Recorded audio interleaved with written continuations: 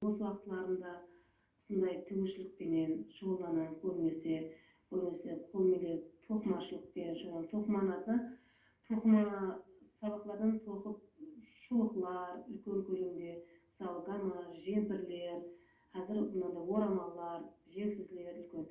Сондайларды үйдө отуруп өзүм токуйман һәм перзентлериме үйрөтүп келемен.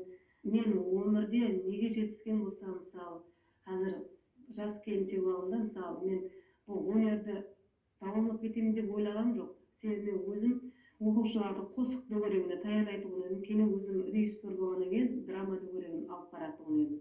Театрдын драма дөбөрөгүнө кийимдер тигип, безеп, сондай астен үйрөнүп келем. Өзүм ар кызыгуучулук ояна берет экен. Көп адамдар айтып, биздерге да тигип бер деген талаптар болгондон кийин ар жагын изилөөнчүлүк башталды менде.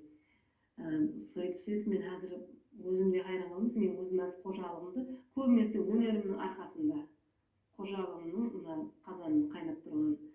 Себеби өнөр үйрөнгөн адам эч качан кор болбойт, кыз балалар.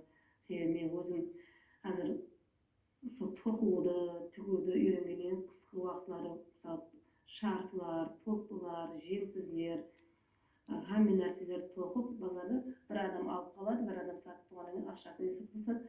Мисалы, сол ыссы жерде отуруп, мисалы табыс табууга болот. Дұрыс. Өнердің өзі бір жаратушылық. Өнерлі болу үшін сол инсанға өзіне тән зейін, ықылас керек. Сонда ғана өз кәсібінен хүрмет, іззет табады. Айсұлу Жақсымұратова да бүгін өзінің өнері менен өмірден өз орнын тапқан.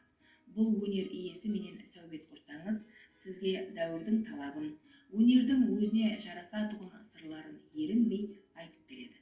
Сөздерін тыңлап отырсаңыз, өз өнерінен